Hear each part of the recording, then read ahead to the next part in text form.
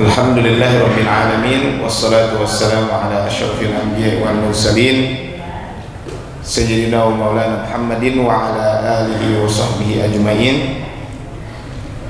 Qala Allah ta'ala fil Qur'anil Karim, a'udzu billahi minasyaitonir rajim. Ya ayyuhalladzina amanu taqullaha wal tanzur nafsum ma qaddamat lighad wattaqullaha innallaha khabirum bima ta'malun.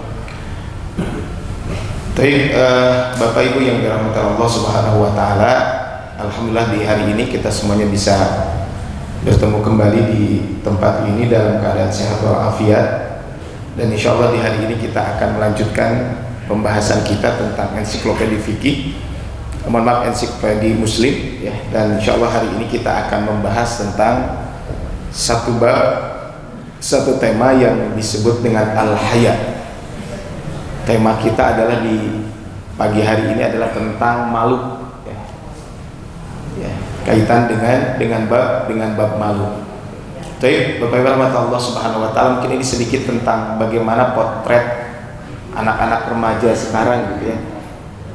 Pertama, memang ini juga penting kita bahas karena ini kaitan dengan potret keadaan sekarang, sehingga dengan potret ini kita bisa membaca gitu ya betapa rasa malu ini sangat penting buat kita semuanya. Ini tentang miras dan narkoba gitu ya Bapak Ibu. Kemudian juga kaitan dengan kaitan dengan pacaran dan seks bebas. Betapa banyak gitu ya kasus-kasus terjadi. Kemudian ini game online, permusuhan, perkelahian dan tawuran akhirnya sangat mengerikan. Termasuk juga mungkin ada fenomena tergila-gila kepada artis. Tapi Bapak rahmat Allah Subhanahu wa taala, kalau kita berbicara tentang rasa malu ini poin pertama yang akan saya bahas adalah kaitan dengan rasa malu ini. Pertama adalah kaitan dengan apa yang dimaksud dengan al-haya. Apa yang dimaksud dengan rasa malu itu. Jadi kita mulai yang pertama adalah dengan pengertian dulu. Mudah-mudahan dengan pengertian ini kita bisa memahami tentang malu ini. Maka al-haya'u, yang namanya malu itu secara bahasa, kata para ulama mengatakan al-haya'u inqibadun nafsi an syai' al-qabih wa tarkuhu makhafatad dam. Jadi yang namanya malu itu adalah menahan diri dari sesuatu yang buruk. Jadi dia menahan dari sesuatu yang buruk dan dia meninggalkan perbuatan buruk ini karena khawatir celaan. Itu secara bahasa seperti itu. Jadi sesuatu rasa malu itu adalah yang akan mengantarkan orang tidak melakukan perbuatan buruk. Minimal ada perasaan malu dulu. Nah yang repot kan kalau sudah tidak ada rasa malu. Nanti makanya kita akan bahas malu itu ada yang malu secara fitrah. Jadi fitrah manusia itu ada rasa malu. Tapi rasa malu yang paling bagus itu bukan karena fitrah. Karena kalau fitrah itu bisa tergerus dengan kebiasaan. Ibu-ibu mungkin kita ketika ibu-ibu keluar suruh membuka contohnya keluar rumah disuruh membuka jilbab, kan minimal ada rasa malu dulu gitu ya. Ketika ada rasa malu itulah akhirnya dia mau pakai jilbab dan seterusnya. Orang kalau mau melakukan kemaksiatan minimal rasa malu aja dulu. Ketika ada rasa malu akhirnya ya dia akan terjaga dari hal-hal yang diharamkan oleh Allah. Makanya Bapak Ibu rahmat Allah Subhanahu wa taala, kalau ada orang yang mau mencuri ya, kan kalau kita masuk ke ATM kan disuruh buka helm, Pak. Kenapa disuruh buka helm? Ya minimal Pak mungkin masih malu gitu kalau ketahuan orang. Itu kan minimal ada rasa malu dulu kan. Nah, ini adalah kaitan dengan al-haya. Sedangkan menurut istilah yang disebut dengan malu itu adalah khuluqun ya. Ini malu itu adalah sebuah akhlak yang dengan akhlak ini menyebabkan seseorang meninggalkan yang buruk dan tidak mengambil hak orang lain. Jadi perbuatan malu ini membuat orang tidak menjalankan perbuatan buruk, dan kalau ada hak orang lain tidak akan diambil. Karena ini kalau kita berbicara tentang rasa malu yang disampaikan oleh para ulama tentang ini. Nah, sebagian ulama menyampaikan, Bapak Ibu, ini Al-Imam Ibnul Qayyim, beliau menyampaikan kalimatul haya'u mushtaqqatun minal haya. Kata malu ini Kan dalam bahasa Arab malu itu al-haya. Al-haya'u, kata malu ini mushtaqqatun minal hayati, diambil dari satu kata yaitu al-haya, yaitu kehidupan. Jadi al-haya minal hayat, rasa malu itu diambil dari kata al-hayat, yang mana al-hayat itu artinya adalah kehidupan. Sebagian lagi mengatakan al-haya'u itu adalah maknanya hujan. Kenapa malu ini diambil dari kata al-hayah, artinya kehidupan? Karena kata beliau, fakadzalikal qalb hayatuhu bil haya wa mautuhu bil wiqahati allati yadiddul istihya. Maka yang disebut malu itu berasal dari kata al-hayah, artinya kehidupan, karena hati seseorang itu akan hidup ketika ada rasa malu. Jadi hati seseorang itu akan hidup ketika ada rasa malu. Hati itu akan mati kalau rasa malunya tidak ada. Maka disebutkan al-haya'u alamatun tadullu ala ma fin nafsi minal khair wal haya'u kulluhu khairun wal haya'u khairun kulluhu. Maka Bapak Allah Subhanahu wa taala, maka rasa malu ini menunjukkan kepada sesuatu yang ada dalam diri dari kebaikan. Sehingga orang yang memiliki rasa malu itu kebaikannya sangat banyak. Walaupun nanti kita akan bahas malu ini karena termasuk akhlak, ada juga malu yang terlarang. Ya, jangan sampai ada ungkapan, kenapa butuh ke masjid? Ah, isin tidak balik ke masjid. Kan berarti itu malu yang salah. Kenapa Pak nggak berjamaah ke masjid? Ah, malu ah, takut dikatakan ria. Kata para ulama, Pak, kalau ada orang mau beribadah takut ria, itulah ria. Jadi kalau ada orang mau ibadah ke masjid nggak jadi, kenapa nggak ngaji? Ah, takut ria, itulah ria. Dan kata para ulama, kemudian ada pun syirik adalah kalau ada orang beribadah pingin dipuji orang, sedangkan ikhlas itu terbebas dari dua hal itu. Jadi, nah, wal haya'u khairun kulluhu. Nanti kita akan bahas sebuah hadis Nabi SAW bahwa yang namanya malu itu semuanya kebaikan. Makanya kullama kana al-qalbu aksaru hayatun kana asyaddu haya'an. Semakin hatinya itu ya lebih hidup, maka berarti malunya pun makin banyak. Rasa malu dalam hatinya pun makin banyak. Ini disampaikan oleh Imam Ibnul Qayyim kaitan dengan bab malu ini. Dengan hilangnya rasa malu dipengaruhi oleh kadar kematian hati dan ruh seseorang, sehingga setiap kali hati itu hidup, maka pada saat itu pula rasa malu menjadi lebih sempurna. Bahkan ada seorang ulama menyampaikan, Syekh Al-Junaid rahimahullah ta'ala mengatakan rasa malu yang yaitu melihat kenikmatan dan keteledoran sehingga menimbulkan suatu kondisi yang disebut dengan rasa malu. Hakikat malu adalah setiap yang memotivasi untuk meninggalkan keburukan dan mencegah menyia-nyiakan hak pemiliknya. Ini kalau kita berbicara tentang malu ini. Jadi kata para ulama, kesimpulannya kalau kita berbicara tentang malu adalah akhlak yang mendorong seseorang untuk meninggalkan perbuatan buruk dan tercela sehingga ia mampu menghalangi seseorang dari melakukan dosa dan kemaksiatan. Ini adalah kaitan dengan al-haya tersebut. Baik, Bapak rahmat Allah Subhanahu wa taala, kita akan lihat di sini beberapa hadis Nabi Shallallahu alaihi wasallam yang berbicara tentang keutamaan atau pentingnya malu dalam diri kita. Ibarat Allah SWT, yang pertama adalah bahwa rasa malu ini penting buat kita karena malu itu adalah bagian dari keimanan. Jadi malu itu adalah bagian dari keimanan. Coba lihat hadis yang Innal haya'a minal iman. Sesungguhnya malu itu adalah bagian dari keimanan. Jadi malu itu bagian dari keimanan. Bahkan dalam sebuah disebutkan da'hu fa innal haya'a minal iman. Tinggalkanlah, sesungguhnya malu itu bagian dari iman. Malu adalah tadi sebagian dari iman. Ini kalau kita berbicara tentang malu ini. Jadi malu ini adalah bagian dari keimanan. Makanya Rasul pernah menyampaikan juga kepada sahabat Ali bin Abi Thalib, "Ya Ali, al-Islamu uryanu falibasuhul haya."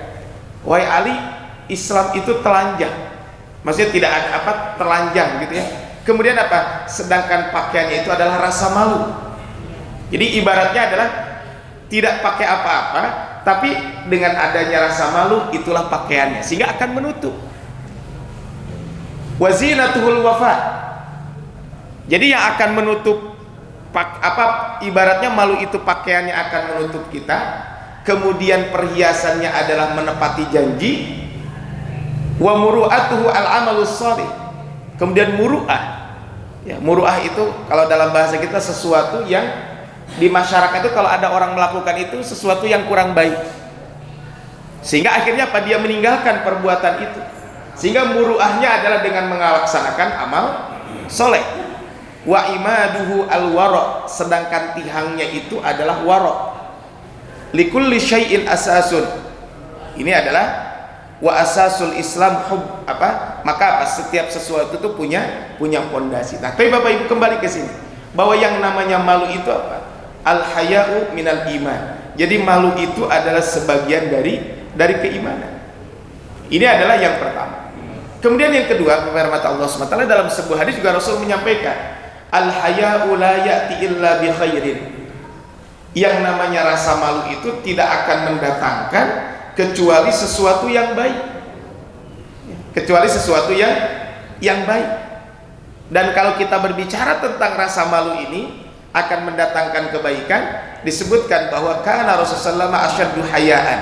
Rasul itu adalah orang yang sangat pemalu. Bahkan pemalunya beliau minal adra'i, asyaddu hayaan minal adra'i, lebih malu lagi dibanding seorang gadis.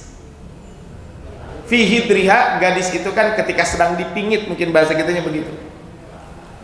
Fa idza ra'a syai'an yakrahuhu arafnahu fi wajhihi.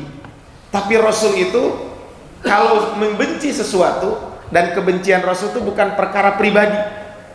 Kebencian Rasul itu adalah kalau sudah urusannya urusan agama, maka akan terlihat nampak dari wajahnya.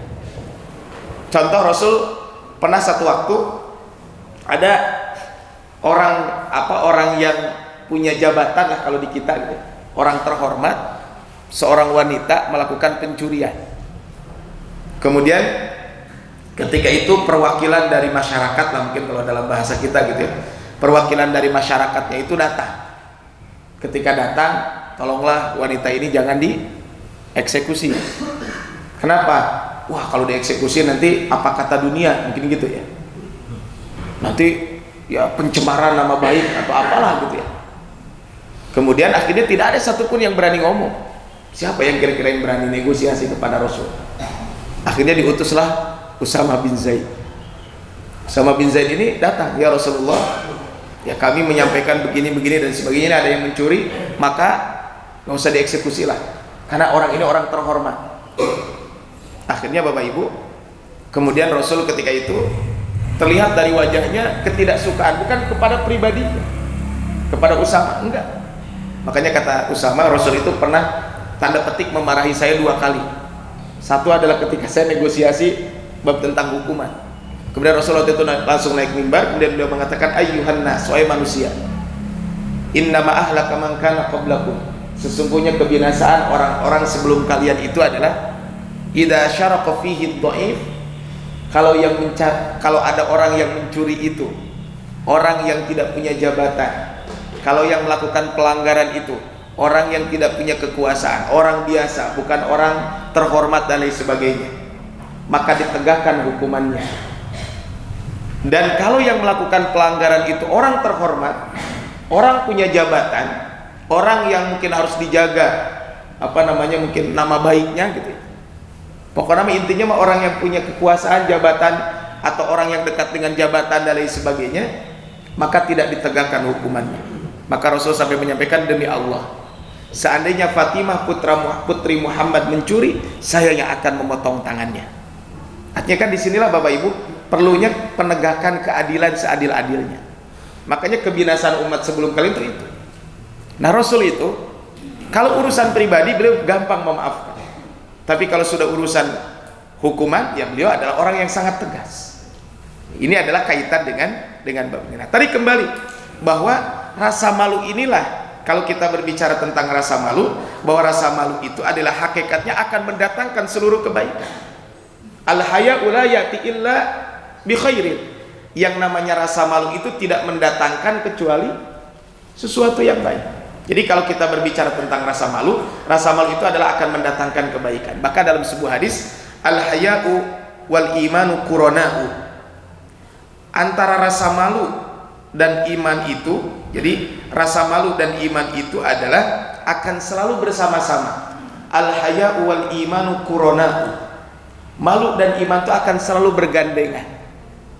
Idza rufi'a ahaduhuma rufi'al akhar. Jika salah satunya hilang, maka semuanya akan hilang. Orang kalau punya malu, maka keimanannya sedang ada imannya. Kalau orang punya iman, rasa malunya ada. Kalau malu nggak ada, berarti imannya nggak ada. Bukan dikatakan kafir, karena tidak semua yang tidak ada itu disebutkan kafir. Contohnya disebutkan la yu'minu ahadukum, tidak beriman salah seorang di antara kalian. Kata para ulama dalam hadis ini bukan tidak beriman kafir, tapi maksudnya apa? Keimanannya tidak sempurna. Kan dalam sebuah hadis Rasul menyampaikan begini, la yasriqus sariqu hina yasriqu wa huwa mu'min. Tidak mungkin seorang itu mencuri kecuali ketika mencuri itu keimanannya sedang ada. Tidak mungkin. Jadi tidak mungkin orang mencuri imannya ada. Karena kalau orang mencuri itu berarti imannya sedang tidak ada. Kenapa Bapak Ibu?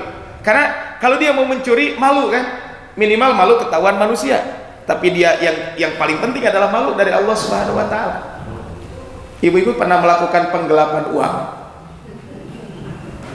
Oh, nah itu kata bapak, ibu suka nyuci baju bapak kan? Suka dikodokan sapuna, sok menakan artos. Suka ketemu uang, dikamanakeun ibu, dicanak. Nah itu berarti ibu melakukan penggelapan. Upami kasese berarti pencucian uang. Ya itu mah mangga lah ya, itu mah bab itu mah. Tapi maksudnya adalah, ya tidak mungkin kan orang itu melakukan sesuatu maksiat kecuali apa? Kalau keimanannya sedang apa? Keimanannya sedang ada. Ya kan nggak bakalan melakukan itu. Makanya disinilah rahmat Allah Subhanahu Wa Taala, rasa malu ini sangat mempengaruhi. Innalikulli din khuluq. Sesungguhnya setiap agama itu punya akhlak. Wa khuluqul Islam al-haya, dan akhlak Islam itu adalah rasa malu. Makanya ibarat mata Allah Subhanahu Wa Taala, kalau kita berbicara tentang rasa malu ini, maka inilah pentingnya rasa malu buat kita semuanya. Bahkan dalam sebuah hadis, al-imanu bid'un wa sab'una syu'bah, atau bid'un wa sittuna syu'bah. Iman itu memiliki 70 lebih atau memiliki 60 lebih. Jadi bid'un itu bilangan antara 3 sampai 9. Itu namanya bid'un. Jadi bid'un itu 3 sampai 9. Makanya sini al-imanu bid'un wa sab'un au bid'un wa sittun. Iman itu memiliki 70 lebih. Dalam riwayatnya mengatakan 60 lebih. 63 sampai 69 atau 73 sampai 79. Islam itu iman itu memiliki 70 atau 60 lebih cabang. Fa'afdaluha, yang paling tinggi itu adalah cabang dari Islam itu adalah la ilaha illallah. Kemudian yang kedua adalah Rasul menyampaikan wa adnaha imatatul adza anit thariq. Yang paling ringan itu adalah membuang duri dari jalan. Ya, di sini menghilangkan sesuatu yang mengganggu dari jalan, tidak mesti duri apapun. Kemudian wal haya'u syu'batun minal iman, dan yang namanya rasa malu itu adalah bagian dari keimanan. Jadi ibarat mata Allah Subhanahu Wa Taala, kalau kita berbicara tentang rasa malu, maka rasa malu inilah yang akan rasa malu ini adalah bagian dari keimanan. Kemudian ibarat mata Allah Subhanahu Wa Taala, kalau kita berbicara tentang rasa malu, malu ini akan mengantarkan seseorang ke surga. Al haya'u minal iman wal imanu min fil jannah wal bada'atu minal jafa wal jafa'u finnar. Malu itu adalah bagian dari keimanan, sedangkan iman tempatnya di surga. Dan perkataan kotor itu adalah bagian dari perbuatan kasar, tabiat kasar, dan tabiat kasar itu akan mengantarkan ke neraka. Nah kemudian ada satu hadis Nabi, ini diantara mungkin masih banyak hadis-hadis tentang rasa malu, saya cukupkan sampai hadis ini saja, bahwa diantara keutamaan rasa malu itu adalah, atau pentingnya rasa malu ini adalah, bahwa rasa malu ini adalah nasihat yang turun-temurun dari dulu sampai sekarang. Jadi nasihat yang turun-temurun dari para nabi itu adalah rasa malu. Inilah hadis Nabi Shallallahu Alaihi Wasallam. Rasul menyampaikan dalam sebuah hadis, ya, inna mimma adrakan nas min kalamin nubuwatil ula. Sesungguhnya, ya, ada sesuatu yang ucapan ini turun-temurun diketahui oleh umat-umat sebelum kita. Min kalamin nubuwatil ula, sesungguhnya salah satu perkara yang telah diketahui dari nabi-nabi terdahulu, yaitu ungkapan idalam tastahi atau idalam tastahi. Ada dua riwayat, ada idalam tastahi atau ada idalam tastahi.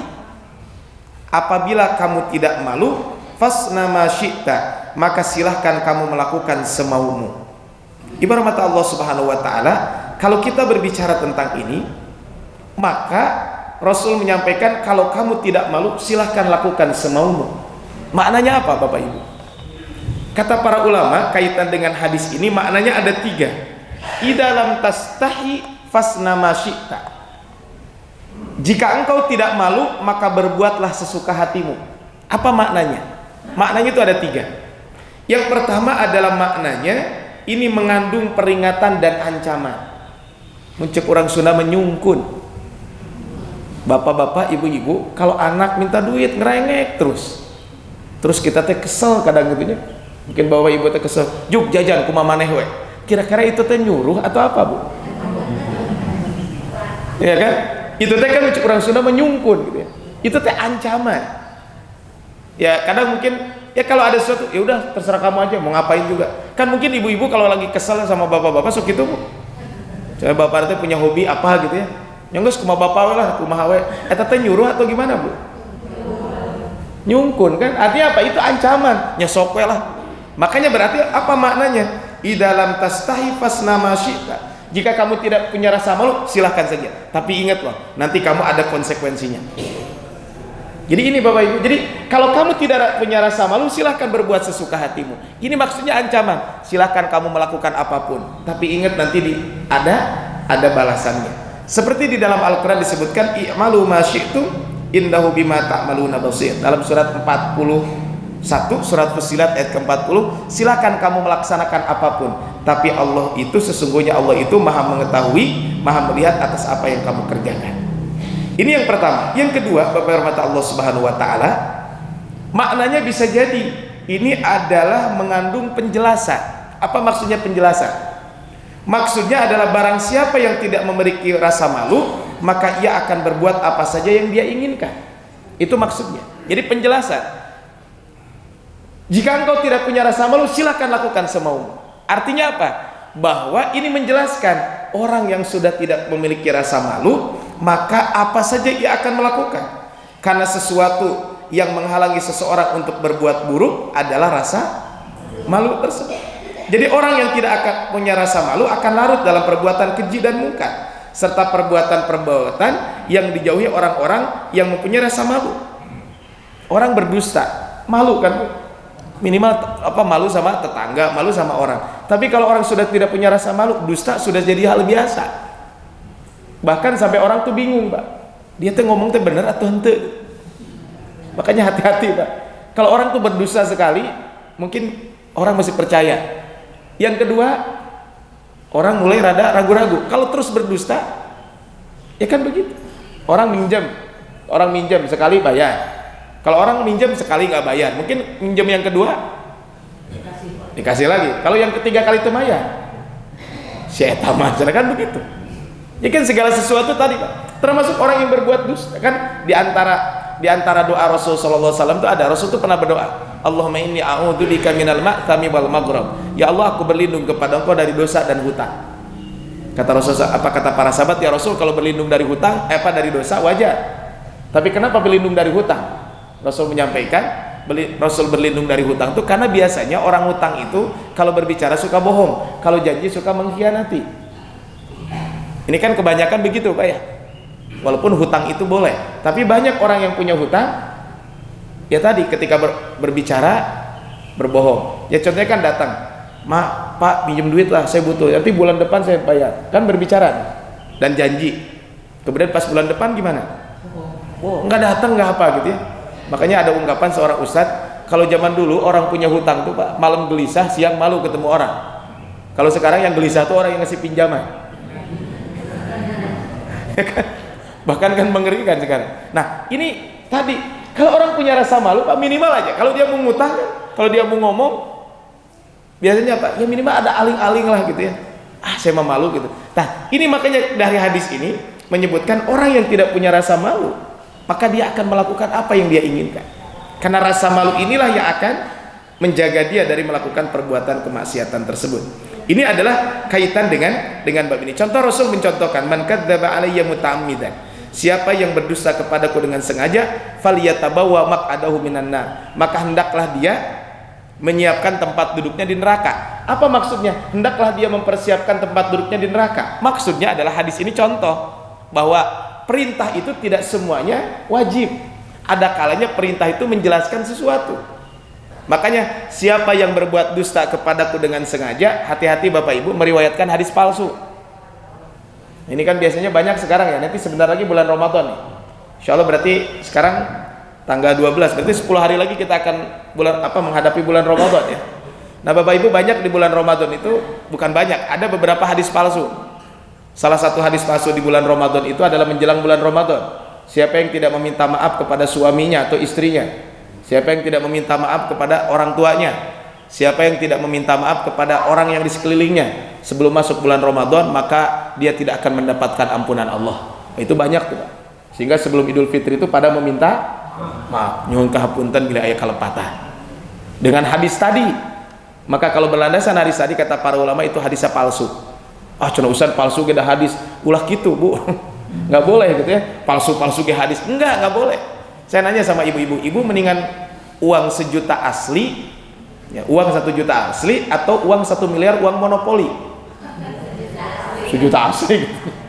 Ya kan kita urusan dunia cari yang asli kan, masa urusan akhirat cari yang palsu. Ini hati-hati Pak. Ini kan masih ada Rasul menyampaikan, siapa yang berdusta kepadaku dengan sengaja. Artinya bisa jadi meriwayatkan hadis dengan sengaja. Karena ada orang meriwayatkan hadis dengan riwayat yang tidak ada hadisnya, itu hadis palsu.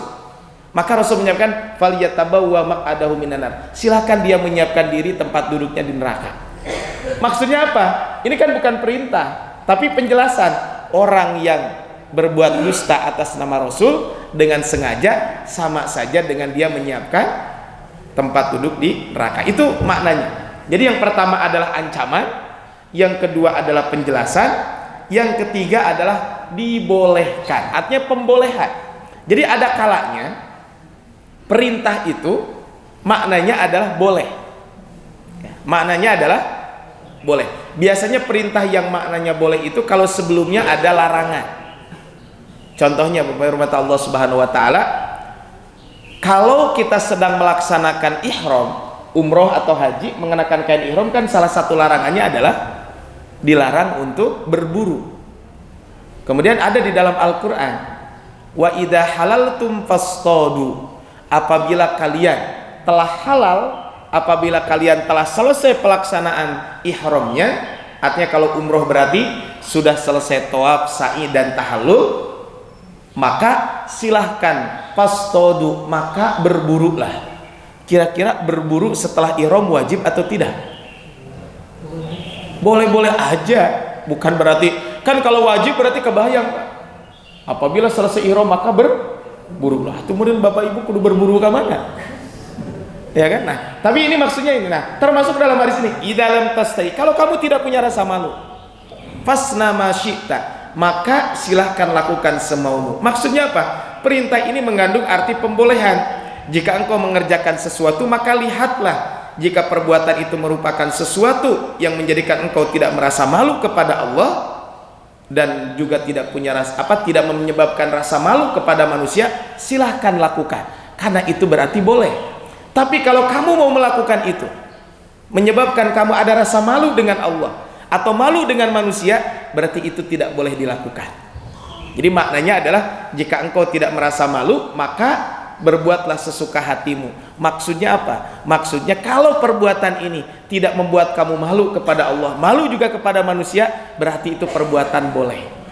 Tapi standarnya bukan malu ya malu apa malunya apa? Malunya tadi malu kepada Allah Subhanahu wa taala. Makanya berikutnya Bapak Ibu rahmatullah kita akan bahas tentang apa? Tentang pengertian malu tentang macam-macam malu. Tapi sebelum ini kita lihat apa yang disampaikan oleh Imam Nawawi. Inna ala hadal hadis madaru ahkamul Islam. Kata beliau sesungguhnya hadis ini mencakup semua hukum Islam. Wa tawdihu dzalika annal ma'mur bihi al wajib wal mandub. Maka kata beliau bahwa ya perinciannya bahwa apa? Dalam sesuatu yang diperintahkan itu, baik itu wajib atau sunnah, orang akan malu untuk meninggalkannya. Jadi sesuatu yang wajib, maka dia akan malu untuk meninggalkan perbuatan wajib tersebut. Ya kan, kalau sesuatu yang wajib, kita tidak akan berani meninggalkan itu karena minimal rasa malu. Kemudian wal manhi anhu, sesuatu yang terlarang itu ada yang haram, ada yang makruh. Maka ketika itu maka apa? Seorang muslim akan malu untuk melakukan perbuatan yang haram itu. Kemudian wa ammal mubah, adapun sesuatu yang boleh, fal haya'u min fi'lihi jaizun. Adapun yang boleh maka boleh ditinggalkan tapi juga boleh dilakukan. Fal haya'u min jaizun wa kadzalika min tarkihi. Jadi sesuatu yang boleh mau dilaksanakan boleh, ditinggalkan juga tidak masalah. Maka betul kata Imam Nawawi, maka hadis ini idalam tastahi fasna ma syi'ta. Kalau kamu tidak punya rasa malu, silakan lakukan semaumu. Maksudnya apa? Maksudnya adalah berarti kita ini ada wajib, kita tidak akan meninggalkannya karena ada rasa malu. Ada sesuatu yang haram, kita tidak akan melakukan perbuatan haram tersebut. Dan kemudian ada sesuatu yang boleh, kalau sesuatu yang boleh ini ya kita mau melaksanakan silakan, enggak juga enggak apa-apa. Karena ini adalah sesuatu yang sifatnya adalah boleh-boleh saja. Ini yang disebutkan kaitan dengan bab ini. Tapi kita lihat Bapak Ibu yang dirahmati Allah SWT, ini perkataan para ulama tentang malu, termasuk perkataan di sini para sahabat Nabi. Umar bin Khattab pernah mengatakan, man qalla hayahu qalla wara'ahu. Siapa yang sedikit rasa malunya maka sedikit kehati-hatiannya. Wa man qalla wara'ahu mata qalbahu. Dan barang siapa yang sedikit waroknya maka hatinya akan mati. Apa yang dimaksud dengan warok Bapak Ibu? Ada waro, ada zuhud. Beda ya. Kalau waro itu adalah meninggalkan sesuatu yang akan membahayakan dalam kehidupan akhirat. Itu namanya waro. Jadi meninggalkan sesuatu yang akan membahayakan untuk kehidupan akhirat. Itu namanya waro. Kalau zuhud, zuhud itu adalah meninggalkan sesuatu yang tidak akan bermanfaat untuk akhirat. Jadi bedanya zuhud itu sebenarnya lebih tinggi dibanding waro. Kalau waro biasanya hanya meninggalkan sesuatu yang haram. Jadi meninggalkan sesuatu yang haram itu waro. Tapi kalau zuhud bukan, jangankan yang haram, sesuatu yang boleh saja, jika sesuatu itu tidak bermanfaat untuk kehidupan akhirat maka dia akan ditinggalkan. Itu namanya adalah orang yang zuhud. Jadi jangan diidentikan punten Bapak Ibu. Orang zuhud itu adalah orang yang bajunya compang-camping. Orang zuhud itu adalah yang mungkin yang tadi, yang bajunya mungkin sudah berubah warnanya gitu ya. Ya jadi putih, jadi coklat kan mungkin karena tadi sese-sese gitu. Bukan itu. Zuhud itu bukan seperti itu. Tapi orang zuhud itu apa? Dia meninggalkan sesuatu yang tidak bermanfaat untuk kehidupan akhiratnya. Contoh begini. Kalau beli mobil Bapak Ibu boleh atau enggak? Boleh. Contohnya ibu teh kebutuhannya cuma satu mobil teh. Tapi uang ada, pada meser dewe hiji. Nah kalau orang zuhud, ya udah kalau satu cukup, udah satu aja. Dua boleh aja. Tapi kalau dua manfaat gak ya? Nanti malah mobilnya banyak nganggur di rumah. Nah ibu-ibu punten ya. Ibu-ibu biasanya kalau baju butuhnya berapa biji Bu? Ibu-ibu kan begitu ya. Kalau dia memilah dan ketika melakukan sesuatu selalu pertimbangannya apa? Bermanfaat gak untuk akhirat saya? Jadi kalau enggak dia tinggalkan. Dan itu bukan sesuatu yang haram. Tapi kalau yang waro itu adalah meninggalkan sesuatu yang akan merugikan untuk kehidupan akhirat. Sehingga kalau zuhud, dia yang haram sudah clear, tapi dia selalu mencari sesuatu yang apa? Manfaat gak untuk kehidupan akhirat. Jadi itu ya. Jadi bedanya kaitan dengan zuhud dan waro tersebut. Makanya disebutkan dalam sebuah hadis, ya Rasulullah dullani ala amalin idza amiltu ahabbani Allah wa ahabbani an-nas. Wahai Rasulullah, ajarkan kepada saya satu amalan, yang amalan itu jika saya melakukan Allah akan cinta dan manusia akan cinta. Maka Rasul menyampaikan, izhad fid dunya yuhibbukallah. Zuhudlah kamu terhadap kehidupan dunia, maka Allah akan mencintaimu. Maksudnya zuhud itu bukan meninggalkan dunia, Tapi apa? Tapi kamu bersifat qanaah lah terhadap apa yang Allah berikan kepadamu dan manfaatkan untuk melakukan kebaikan dengan apa yang telah Allah berikan. Makanya dulu Imam Ahmad pernah ditanya, Imam Ahmad mungkin nggak orang zuhud kalau dia punya uang 1000 dinar? 1000 dinar itu sakumaha Pak? 1 dinar itu 4,25 gram. Berarti kalau 1000 dinar punya emas berarti 4,2 ya 4 kilo 250 gram. Ibu gaduh emas seberapa kilo di bumi? 50 kilo. Pinten eta emasna. Tapi ini orang, kata Imam Ahmad, mungkin nggak orang zuhud punya harta sebanyak itu? Kata Imam Ahmad mungkin. Gimana ceritanya? Ceritanya kata Imam Ahmad, kalau dia bertambah harta tidak menjadi sombong, kalau berkurang harta tidak jadi uring-uringan.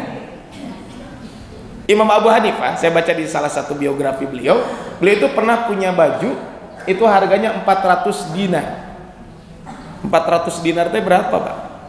Berarti apa kalau di emas tuh seharga emas 1,6 kilo. Ya, baju itu teh punya baju Pak, dipakai berarti sekitar 1,6 miliar. Ya tapi kan Imam Abu Hanifah memang orang kaya raya ya. Beliau pengusaha gitu ya.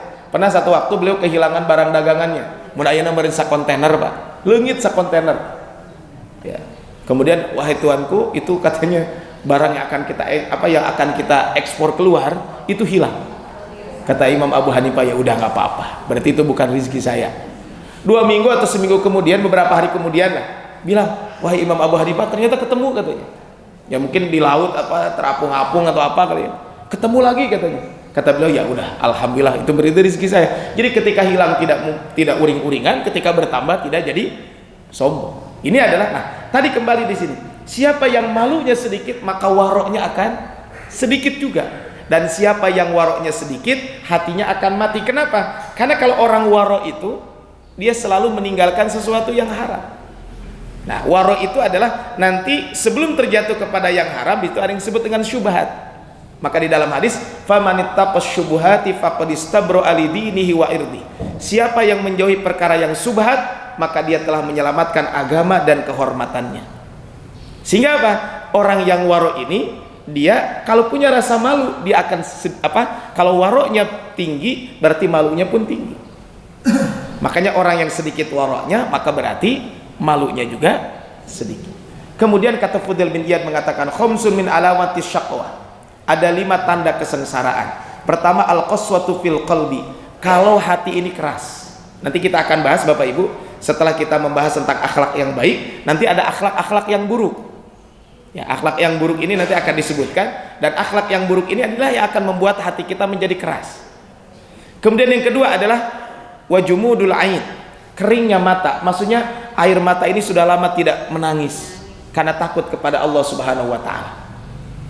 Makanya kemarin ada nasihat dari guru kami di salah satu acara, kata beliau, menangis bersama-sama itu bagus. Kan kita kadang ada muhasabah dan sebagainya gitu ya. Itu bagus. Tapi kata beliau, yang lebih bagus itu adalah menangis ketika menyendiri.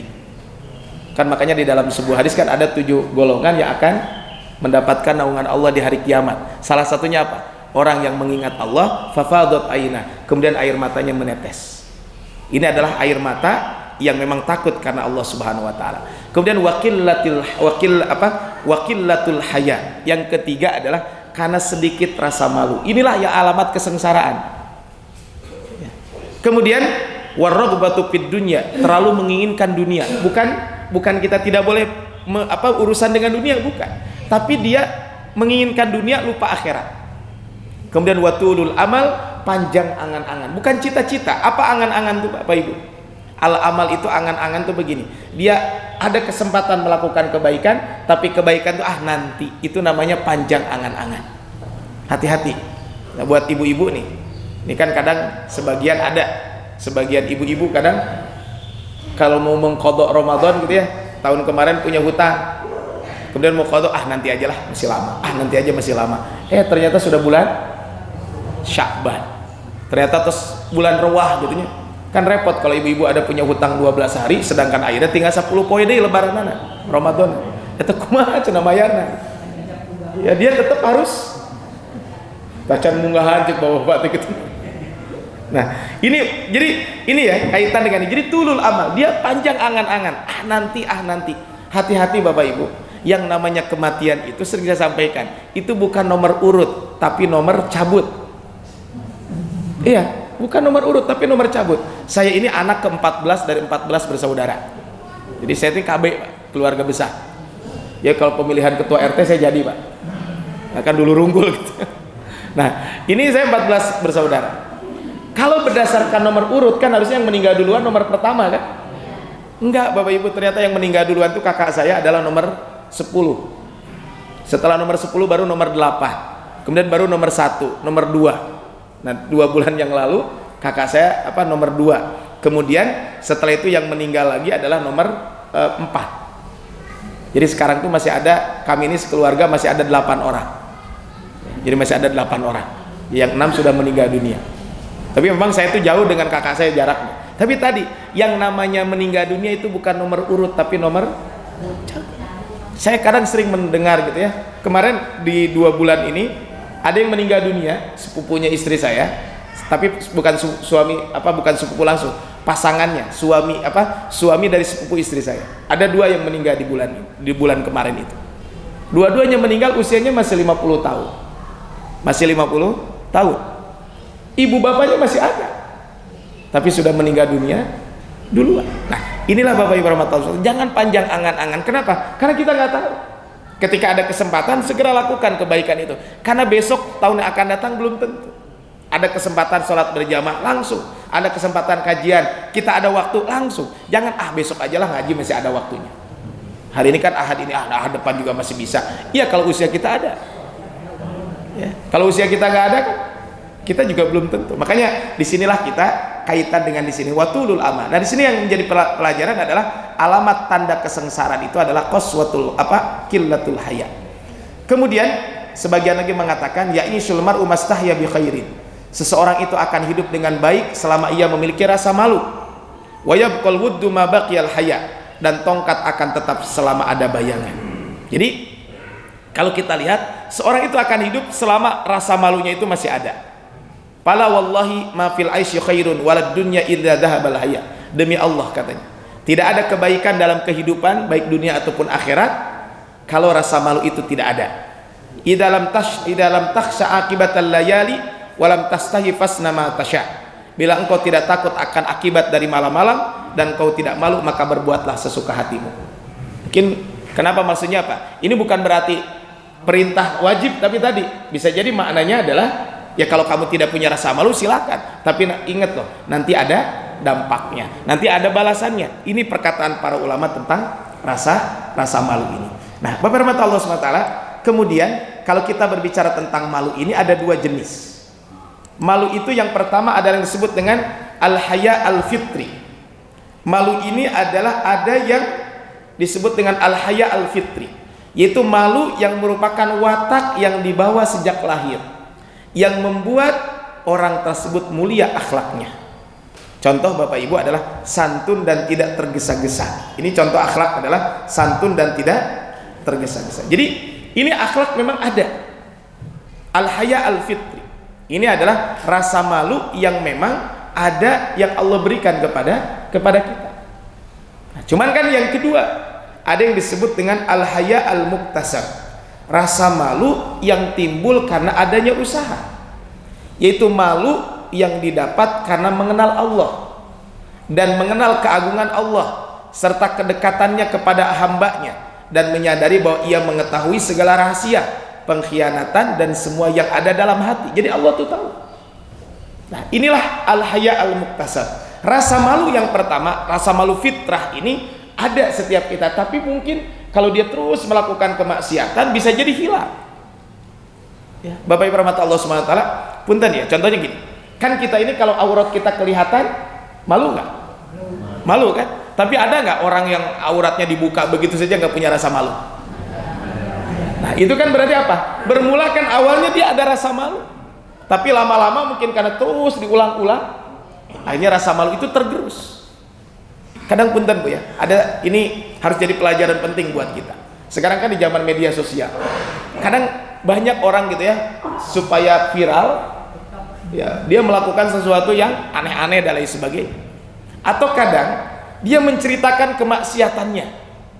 Makanya Rasul menyampaikan tidak akan masuk surga al-mujahirah. Al-mujahirah itu orang yang melakukan dosa dengan terang-terangan. Kata apa? Kemudian ditanya apa yang dimaksud dengan al-mujahirah? Melakukan dosa dengan terang-terangan itu bisa jadi maknanya apa, Bapak Ibu? Dia melakukan dosa di malam hari, Allah sembunyikan, Allah rahasiakan. Tapi di pagi hari dia menceritakan dosa itu dengan tidak ada rasa malu. Hati-hati. Jadi al-haya al-muktasab ini adalah rasa malu yang memang landasannya apa? Landasannya itu adalah karena memang kita mengenal Allah, mengenal keagungan Allah. Allah Maha tahu. Bapak Ibu, kalau kita sedang di rumah sendirian bulan Ramadan, ibu-ibu contohnya suami kerja, anak-anak ada yang kuliah, mungkin ada yang masih sekolah dan sebagainya. Kira-kira Bapak Ibu berani gak kita makan dan minum?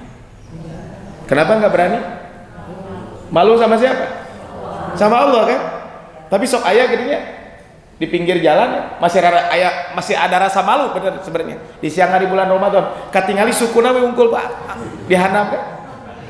Sepatu gitu ya. Berarti dia masih ada rasa malu kepada manusia. Cuman kan malu kepada manusia ya tadi hanya itu saja. Minimal dia tidak terang-terangan. Tapi kan naudzubillah min dzalik Pak, aya dia anu geus boga rasa kaerah deui gitu. Di hadapan manusia aja udah cuek aja. Nah, ini kan berarti apa? Ada ini haya fitri ini akan tergerus sebenarnya. Kalau tidak dilandasi dengan keimanan. Makanya disinilah al-haya al-muktasab ini adalah rasa malu yang memang landasannya adalah itu. Makanya ibarat Allah dulu ada kisah di zaman jahiliyah itu ada namanya Abu Sufyan. Abu Sufyan ini ketika bersama Heraklius ketika ditanya tentang Rasul, fa wallahi laulal haya'u min an ya'muru alayya kadiban lakadzabtu alaihi. Demi Allah kalau bukan karena aku rasa malu menjadikan aku khawatir dituduh oleh mereka sebagai pendusta, niscaya aku akan berbohong kepadanya tentang Muhammad. Jadi siapa namanya? Abu Sufyan itu, aduh cenada Muhammad ya nggak salah. Tapi mungkin tadi ketika rasa malunya adalah sudah hilang ya udah. Tapi Abu Sufyan katanya demi Allah, kalau seandainya tidak bukan karena rasa malu saya akan mengatakan Muhammad itu pendusta dan lain sebagainya. Ini adalah kaitan dengan bab ini. Sehingga rasa malu telah menghalanginya untuk berbuat dusta. Minimal Bapak Ibu kalau mau berdusta, mau melakukan apapun, malu lamun katingali ku batur. Malu kalau ketahuan, itu minimal. Tapi kan lamun tekat kalau tidak mun teka pangih ku batur, kalau hanya berlandaskan haya al-fitri, jadi akhirnya jadi jaim. Jaga image Pak ya. Di hadapan orang begini dan sebagainya. Tapi kalau al-haya al-muktasab ada, tentu ini akan lebih baik. Makanya Rasul menyampaikan al-istihya'u minallahi hatta fadur ra'si wa mawa'a. Maka rasa malu yang sesungguhnya di hadapan Allah Subhanahu wa taala itu adalah hendaklah kamu memiliki rasa malu dengan sebenarnya rasa malu. Apa rasa malu itu? Tahfadur ra'si wa mawa'a. Kamu jaga kepala dan di sekelilingnya, jaga mata, jaga telinga, jaga mulut. Kemudian wal batn wa ma hawa. Kemudian jaga perut dan sekelilingnya. Artinya jaga perut kita, punten, jaga kemaluan kita. Kemudian apa wa antadzural mauta wal balwa. Hendaklah kamu mengingat kematian dan busuknya jasad. Wa man aradal akhirata tarkazinatad dunya. Siapa yang menginginkan kehidupan akhirat, dia akan meninggalkan perhiasan dunia, tidak akan tertipu dengan dunia. Faman fa'ala dzalika faqad istahya minallah. Siapa yang melakukan itu sungguh dia telah memiliki rasa malu dari Allah Subhanahu wa ta'ala. Nah, inilah Bapak kalau kita berbicara tentang malu. Makanya Nabi SAW terdapat pada beliau kedua jenis malu ini. Jadi Rasul itu memiliki kedua jenis malu ini. Beliau memiliki sifat malu bawaan yang sangat besar, dan dalam malu yang diusahakan beliau ada puncak yang tertinggi. Jadi dua-duanya digabungkan. Ini adalah kaitan dengan al-haya yang disebutkan tersebut. Tapi Bapak Allah SWT, kalau kita berbicara tentang rasa malu, maka kapan rasa malu itu hilang dari diri seseorang? Maka diantara akibat maksiat adalah hilangnya malu yang merupakan sebab kehidupan hati. Ia adalah sumber segala kebaikan. Jadi Bapak Ibu, rasa malu itu akan hilang. Al-haya al-fitri termasuk al-haya al-muktasab itu akan hilang dari diri kita kapan? Kalau kita melakukan kemaksiatan. Semakin banyak kemaksiatan yang dilakukan, maka semakin keras hati. Berarti kalau hati keras berarti hati mati. Kalau hati mati berarti rasa malu akan hilang. Maka dosa-dosa melemahkan rasa malu dalam diri, sehingga mungkin hilang darinya sama sekali, hingga sampai taraf ia tidak peduli bila orang mengetahui keburukannya. Jadi orang sudah nggak peduli, bodoh amat. Ini kan berarti apa? Bermula dari dosa terus Bapak Ibu. Makanya hati-hati kalau kita berbuat dosa ini. Bila seorang hamba telah sampai kepada keadaan ini, maka tidaklah tersisa kebaikan dalam dirinya. Di antara dosa dan sedikitnya malu dan ketiada kecemburuan terhadap terdapat saling keterkaitan, saling menarik satu dengan yang lain. Maka inilah, jadi Bapak Ibu, yang namanya dosa inilah yang akan menghilangkan rasa malu. Nah, makanya para ulama membagi malu ini adalah ada beberapa macam. Pertama, al-haya'u minallah. Kita malu dari Allah Subhanahu wa taala. Malu karena Allah tadi. Yang kedua Bapak Ibu adalah ada malu. Tadi sudah kita sampaikan. Yang kedua al-haya'u minan nas. Yang kedua kita malu ini paling tinggi dari Allah. Yang kedua minimal malu dari manusia. Kalau malu dari manusia, contohnya Hudzaifah ibn Yaman pernah satu hari berangkat sholat Jumat. Bahwa jadan nas qad insarafu. Ya mungkin beliau kesiangan, bukan sengaja. Ternyata orang-orang sudah bubaran.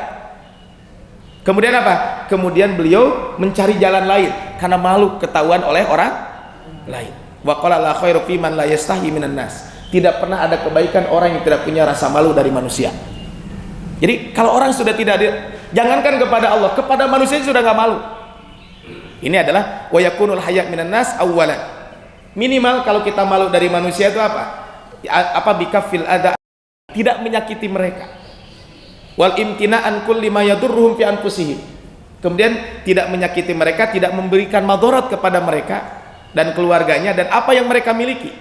Bal wa yuhibbu wa yajlibu lahum minal khair. Bahkan dia mencintai dan memberikan kebaikan. Ma yuhibbu wa yajlibu li nafsi. Seperti dia mencintai diri dan pingin kebaikannya ada dalam diri kita, dalam diri orang tersebut. Wa yakunu bitarkil mujaharah bil qaba'ih wad dunub. Makanya tadi saya sampaikan, Pak. Minimal kalau kita rasa malu itu apa? Tidak melakukan dosa secara terang-terangan. Itu malu kepada manusia. Tapi kalau malu kepada Allah bagaimana? Jangankan terang-terangan di hadapan manusia, ketika sendiri saja. Nah, makanya bulan Ramadan inilah Bapak Ibu, salah satunya kita diajarkan malu kepada Allah itu kan di bulan Ramadan. Ya kan? Coba Bapak Ibu emut menuju alit kapungkur. Ingat gak kita masih kecil zaman dulu? Kalau siang-siang lagi haus, pura-pura ke kamar mandi kumur-kumur gitu ya. Setelah itu gimana? Nah, telanlah sedikit. Apa itu batur? Yang tahu kan hanya kita dengan Allah Subhanahu wa ta'ala. Ini adalah malu yang disebutkan tadi. Nah, kemudian al-haya'u minan nafsi. Kita juga malu dari diri kita sendiri. Sehingga sebagian ba'dul udaba mengatakan, man amila fis sirri amalan yastahi minhu fil alaniyah falaysa li nafsi indahu qadrun. Barang siapa yang dalam kesendiriannya melakukan sesuatu yang ia malu, ia kerjakan di hadapan orang, maka ia tidak memiliki kehormatan. Jadi malu itu adalah tadi, malu terhadap diri sendiri itu apa? Malu saya mau melakukan dosa. Maka rahasiaku sama seperti kenyataan dan itulah penciptaanku, dan kegelapan malamku sama dengan terangnya siangku. Jadi kalau orang malu kepada Allah, malu kepada diri sendiri, dia tidak akan melakukan perbuatan maksiat walaupun dia sedang sendirian. Kemudian yang berikutnya Bapak Ibu, ada yang disebut dengan al-haya al-madmum, ada yang disebut dengan malu yang tercela. Malu yang tercela itu apa Bapak Ibu? Malu yang tercela itu adalah malu yang tidak sesuai dengan tempatnya. Apa maksud malu yang tercela? Malu yang menyebabkan orang menyia-nyiakan hak, bukan malu yang disyariatkan. Bahkan ini ketidakmampuan dan kelemahan. Adapun yang dimutlakkan dengan sebutan malu karena menyerupai malu yang disyariatkan. Intinya adalah malu yang bukan pada tempatnya. Maka barang siapa yang malu kepada para pembesar dan teman-teman sehingga ia tidak melakukan amar ma'ruf nahi munkar, saya mau malu sama teman, ini malu yang salah. Ya, malu saya mau malu mau melakukan kebaikan, itu salah. Maka ini adalah al-haya al-madmum, malu karena ini malu yang tercela. Tapi Bapak rahmatullah, ada dua poin yang perlu saya sampaikan terakhir. Yang pertama adalah, ini poin berikutnya adalah ba'du samaratil haya. Kalau kita punya rasa malu, kira-kira apa dampaknya? Apa buahnya daripada rasa malu itu? Yang pertama Bapak Ibu, kalau orang punya rasa malu, pertama apa? Al-iffah. Dia akan menjaga diri sehingga dia tidak terjerumus kepada dosa. Dia menjaga dirinya supaya tidak terjerumus kepada, minimal tadi, malu kalau ketahuan orang. Itu kan sudah ada rasa malu. Tapi kan kalau malu itu kan berarti kalau di belakang ya tidak malu kan, itu ya tidak baik. Tapi orang yang punya rasa malu itu dia minimal iffah, menjaga diri dari perbuatan dosa. Kemudian yang berikutnya adalah al-wafa. Orang yang memiliki rasa malu itu apa? Orang yang memiliki rasa malu itu yang berikutnya adalah al-wafa. Dia akan menunaikan janji. Itu orang yang punya rasa malu. Yang ketiga adalah as-sitru. As-sitru itu apa? As-sitr itu adalah dia akan menutupi diri untuk tidak melakukan kemaksiatan. Rasulullah SAW melewati seorang yang mandi dengan kotoran di suatu kolam. Maka Nabi kembali dan berdiri. Ketika mereka melihat beliau berdiri, maka mereka keluar kepadanya dan bersabda, sesungguhnya Allah Ta'ala malu, maha menutup, suka kepada sikap malu dan menutup aurat. Maka bila seorang dari kalian mandi, hendaklah membelakangi orang lain. Artinya kan dia selalu menutup dari perbuatan maksiat, sehingga akhirnya dia tidak terjerumus kepada perbuatan maksiat tersebut. Bapak Ibu, kalau kita lihat, inilah suri tauladan kita, contoh-contoh rasa malu. Rasul itu adalah qudwah. Suri tauladan kita kaitan dengan apa? Dengan apa? Rasa malu ini. Ar-Rasul qudwah. Rasul itu suri tauladan kita. Sayyidah Aisyah mengatakan bila sampai kepada beliau kabar yang tidak disukai, tidak mengatakan kenapa dia tidak begini dan begini, tetapi beliau mengatakan bagaimana orang-orang melakukan atau mengatakan demikian. Beliau melarang hal ini, kenapa? Tidak menyebut nama orang tersebut. Di antara contoh sifat malu beliau adalah beliau tidak pernah menatap wajah orang lain dengan tajam, dan beliau selalu membuat perumpamaan bila beliau harus berkata sesuatu yang tidak disukai. Ini adalah Rasulullah SAW. Yang kedua, Utsman bin Affan. Ya, kita tahu ya bahwa Utsman bin Affan itu kan sampai ala tastahi min rajulin tastahi minhul malaikah. Tidaklah kamu malu kepada seorang yang malaikat saja malu dengan orang tersebut. Jadi Utsman bin Affan itu orang yang sangat pemalu. Tapi tadi bukan malu dalam konteks dia melakukan bukan malu yang tercela. Kemudian Ali bin Abi Thalib. Ali bin Abi Thalib itu ada rasa malu, tidak ngomong bahasa kita punten ya, tidak ngomong sembarangan, tidak ngomong kotor, tidak ngomong jorok dan lain sebagainya. Ali bin Abi Thalib itu ada permasalahan. Beliau ini kalau nanya kepada Rasul malu karena urusan pribadi. Karena Rasul kan mertua beliau. Maka disebutkan kuntu rajulan madda'a. Saya ini orang yang cepat keluar air madi. Kan itu najis kan? Air madi itu kan najis. Kemudian akhirnya saya menyuruh seseorang untuk bertanya kepada Rasul. Maka akhirnya Rasul menjawab, tawaddu' waghsil dzakaraka. Wudu, kemudian cucilah kemaluanmu. Artinya karena itu najis, cuci kemudian berwudu. Ini ada rasa malu di situ. Ini adalah kaitan dengan bab ini. Kemudian Bapak Ibu, ini terakhir adalah bagaimana malunya wanita Ansar. Kita terkenal wanita Ansar itu wanita pemalu. Tetapi beliau kalau urusan kebaikan tidak pernah rasa malu. Rahimallahu nisa al-Ansar. Semoga Allah merahmati wanita Ansar. Lam yamna'hunnal haya'an yatafaqahna fid-din. Tidak pernah menghalangi mereka untuk belajar agama, walaupun mungkin ada rasa malu. Nah punten ibu-ibu ya, aduh cenah saya mah malu atau udah can bisa ngaji, mau belajar Quran. Nggak apa-apa Bu, belajar Iqra walaupun usia udah 50 tahun tuh. Nggak apa-apa. Kalau kita, wanita Ansar tidak ada rasa malu. Ketika sesuatu ditanyakan, tapi dengan adab tentu bertanya. Sehingga kita itu ada Ummu Sulaim. Ummu Sulaim ini kan ibunya dari Anas bin Malik. Jadi ibunya Anas bin Malik itu namanya Ummu Sulaim. Beliau dulu menikah dengan Malik, seorang kafir, tapi sebelum beliau masuk Islam. Kemudian bercerai dan Malik meninggal dunia dalam satu peperangan. Kemudian Ummu Sulaim ini menikah lagi dengan Abu Talhah.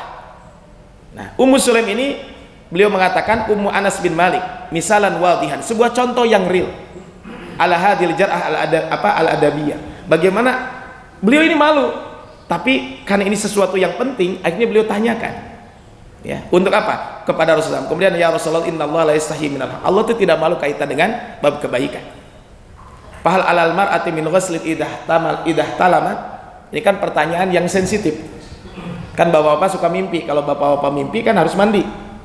Kata Ummu Sulaim, ya Rasulullah, kalau wanita mimpi gimana? Apakah harus mandi juga? Ini kan nanya gitu ya. Kemudian kata idza ra'atil ma, iya, kalau keluar, punten ya, ini bahasanya kalau keluar air mani, maka perempuan pun tetap harus mandi. Ini kan berarti malu yang jangan sampai saya mau nanya malu, jangan. Ya tentu ya kalau memang itu urusan pribadi pertanyaannya, ya tentu mungkin tidak di hadapan umum, tapi untuk supaya yang lain juga biar mengambil pelajaran, ya silahkan juga. Ini adalah kaitan dengan rasa malu. Jadi Bapak Ibu rahmatullahi wabarakatuh, rasa malu ini penting buat kita semuanya. Kenapa? Karena dengan rasa malu inilah al-haya'u la yati illa bi khairin. Yang namanya rasa malu itu tidak akan mendatangkan kecuali kebaikan. Atau dalam hadis lain mengatakan al-haya'u khairun kulluhu. Yang namanya malu seluruhnya baik. Maksudnya adalah dalam kebaikan gitu ya. Karena tadi malu itu adalah akan mendatangkan kebaikan. Ini makanya Bapak Ibu rahmatullahi wabarakatuh, maka rasa malu ini harus selalu kita jaga. Dengan cara apa? Membersihkan hati kita. Makanya dengan rasa malu kita akan memiliki rasa iffah. Makanya malu dan iman itu selalu bergandengan. Satu hilang berarti yang lain juga hilang. Ketika orang sudah tidak punya rasa malu, melakukan kemaksiatan dan bahkan terang-terangan, kemudian dia menceritakan kemaksiatan terang-terangan itu, maka tentu rasa malunya hilang, kemudian imannya berkurang. Kita tidak boleh mengatakan kafir ya, tapi imannya berkurang. Makanya Rasul menyampaikan, tidak mungkin orang berbuat zina ketika berzina keimanannya ada. Tidak mungkin seorang mencuri ketika mencuri imannya ada. Artinya berarti rasa malunya nggak ada ketika dia mencuri tersebut. Ketika dia melakukan kemaksiatan, imannya sedang kurang. Ini adalah kaitan dengan bab ini. Tapi Bapak itu saja mungkin yang disampaikan. Insya Allah nanti tulisan lengkap tentang malu ini saya kirim ke panitia, mungkin biar nanti sama Bapak Ibu nanti dibaca gitu ya di rumah Bapak Ibu semuanya. Karena ini slide-nya masih berbahasa Arab, tapi insya Allah nanti saya kirimkannya sudah tidak berbahasa Arab lagi gitu ya, sudah berbahasa Indonesia, biar Bapak Ibu juga bisa membaca dan mungkin bisa di-share ke mana, silakan. Jadi setiap materi yang saya sampaikan, kalau memang itu Bapak Ibu mau menyebarkan ke yang lain, insya Allah mangga silakan. Tidak perlu izin ke saya dulu ya, saya sudah mengizinkan untuk di-share kepada yang lain. Tapi Bapak Ibu sudah jam 6:10, saya nggak tahu nih ada dibuka pertanyaan atau langsung ditutup. Ada pertanyaan mungkin satu saja barangkali, atau cukup ya ditutup aja ya. Mungkin Bapak Ibu bisa sudah nggak sabar ya, bisa mau ke pasar Tongeng gitunya atau ada yang mau olahraga, atau mungkin ada yang lain, mangga. Kalau ada pertanyaan mungkin setelah kita tutup saja. Kita tutup dengan baca hamdalah bersama-sama, alhamdulillahirabbil alamin, dan doa kafaratul majelis. Subhanakallahumma bihamdika, asyhadu an la ilaha illa anta, astaghfiruka wa atubu ilaik. Assalamualaikum warahmatullahi wabarakatuh.